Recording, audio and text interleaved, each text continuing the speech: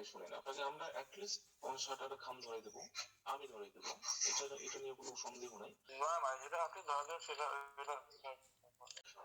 কম পক্ষে হলো এটা, আর বলছি শুনেন আমি শেষ করি, কম পক্ষে হলো 50 টাকা দিব আপনার, এবং যখন প্রজ্ঞাপনটা হয়ে যাবে তখন তো আরো নিতে পারবো যে হ্যাঁ হয়ে গেছে, দাও তোমরা 200 দিচ্ছিল, 500 দিচ্ছিল, একটু দাও, তখন আমরা আশা করি নিতে পারবো টাকাটা, এবং সব রাজিও আছে এটাতে, হ্যাঁ, যে প্রজ্ঞাপন হলে আমরা টাকা দেবো, কোনো সন্দেহ নেই। ঠিক আছে, আমি আর কি বলবো, কিছু বলেন আপনি, আগে করেন, কালে কথা বলেন, তারপরে দেখেন হ্যাঁ আপনি একটু আগান। আর আসলে এটা আসলে যেটা বললেন এটা আসলে মানে এটা কোনো বলার মতোই না, বুঝছেন? ঠিক আছে, আচ্ছা আপনারা আগে কথা বলে ঠিকঠাক হন, তারপরে আপনি এই ব্যাপারটা দেখেন, আর হচ্ছে আমরা চেষ্টা করছি আউটু বাড়ার আর কি, আমাকে বলে রিকোয়েস্ট করে মানে না না, ফাইনালি একটা সুন্দরভাবে আমি বলি, সুন্দরভাবে একটা মার্জিন লেভেলে নিয়ে আসার চেষ্টা করেন, না হলে আসলে এটা মানে কি বলতাম, এখন আর কিছু বলতে পারছি না। আচ্ছা আমি আবার নেগোশিয়েট করছি সবার সাথে, হ্যাঁ, কালকে আপনাকে আবার সকালে ফোন করবো। কালকে আপনি সকাল 10টা-11টার দিকে বা দুপুরের দিকে একটা মেসেজ দিয়ে রাখেন, এই সময় সবাই অবশ্যই একটু 10 মিনিটের জন্য অ্যাক্টিভ থাকেন, হ্যাঁ, আমরা একটু কথা বলবো, বলে সবার সাথে সবকিছু ঠিকঠাক করতে বলে এখন পিছিয়ে গেলেন, এটাকে ঠিক করলেন তাই বলতেছি। ভাই আমি তো এখনো রাজি আছি, কিন্তু আমার গ্রুপ মেম্বাররা যারা মানে যারা আসলে আপনারা, আমি বলি শোনেন, আপনারা আজকে মধ্যে আছেন না, এটা আজকে করে দিচ্ছি, আপনারা দেরি করেন, ঠিক আছে? আমার আসলে আমি তো গ্রুপ মেম্বারদেরকে বলেছি, বুঝছেন, ওরা এখন মানে আমাকে তারা মানে চাচ্ছে না, আমার মাধ্যমে কাজ করতে চাচ্ছে না তারা, বুঝছেন, তারা নাকি নিজেরাই কাজ করবে, জানি না কি করতো, আমি ওদের থেকে দূরে আছি এই জন্য, বুঝছেন, ওরা নাকি নিজেরাই লিড দিচ্ছে। আমরা যখন 21 তারিখ না 22 ফেব্রুয়ারি সচিবালয়ে গিয়েছিলাম, তখন এমপিও শাখার যে উপসচিব আব্দুল হান্নান, ওনার রুমে গিয়েছিলাম। তারপর সেখানে এই রাজু ভাইয়ের সাথে পরিচয় হয়।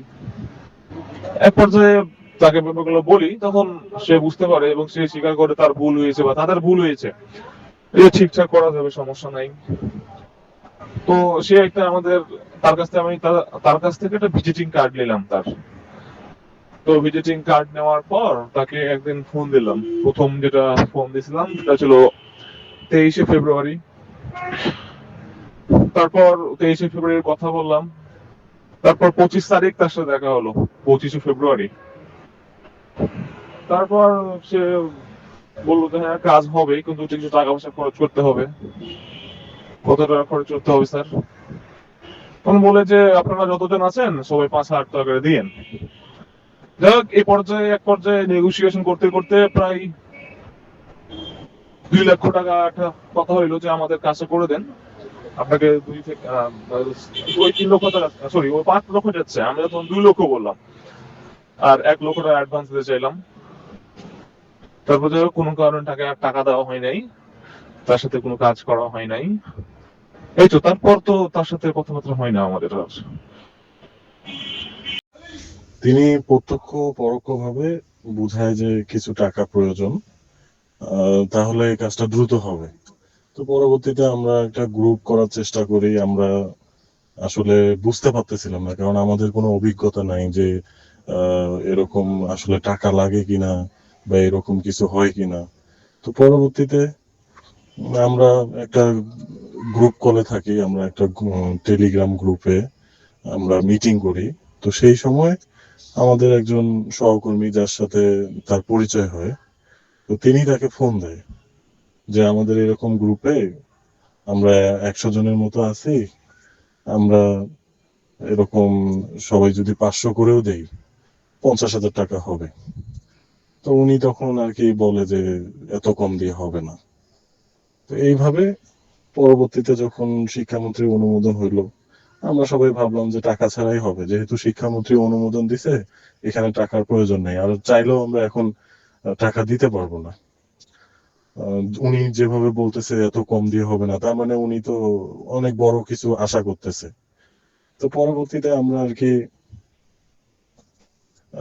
এই পথ বাদ দিয়ে আমরা অপেক্ষায় থাকলাম প্রজ্ঞাপনের।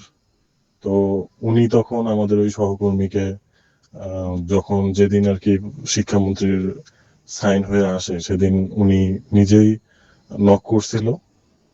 তো উনি উনি যেটা বলছে যে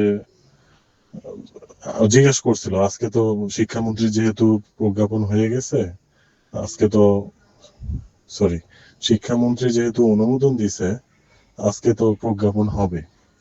তো তখন উনি বলছিল যে আপনারা ওয়েবসাইটে হা করে তাকায় থাকেন। তো পরবর্তীতে আসলে তার কথাটাই সত্যি হয়েছে, আমাদের হা করেই তাকায় থাকতে হয়েছে। পরবর্তীতে দেখলাম যে সেই চিঠিটা অর্থ মন্ত্রণালয়ে পাঠাইছে বাজেট শাখায় যে এই গ্রেড বৈষম্য নিরসনের জন্য সম্মতি। তো পরবর্তীতে আমরা সেখানেও যোগাযোগ করছি, ওটা ঈদের আগে ছিল। পরে আমরা এখানে মাদ্রাসা শিক্ষা বিভাগের সচিব স্যারের সাথে দেখা করছি। উনি বলছে যে একটু ধৈর্য ধরো, ওইটা ওখানে পাঠাইছি তোমাদের ভালোর জন্য। তো পরবর্তীতে আমরা ওখানে গেলাম, গিয়ে আমরা দেখলাম যে ওখানে অর্থ মন্ত্রণালয় আমাদেরকে যেটা বলছে স্যাররা, আমরা দু একজন স্যারের সাথে কথা বলছি যে এটা এখানে পাঠানোর কোনো দরকার ছিল না, কারণ আমরা কখনো বেসরকারি শিক্ষা প্রতিষ্ঠানে এভাবে মতামত দেই না। এটা তারা নিজেরাই করতে পারতো। আমরা নিজেরাই কনফিউজড যে তারা এখানে কেন পাঠাইছে।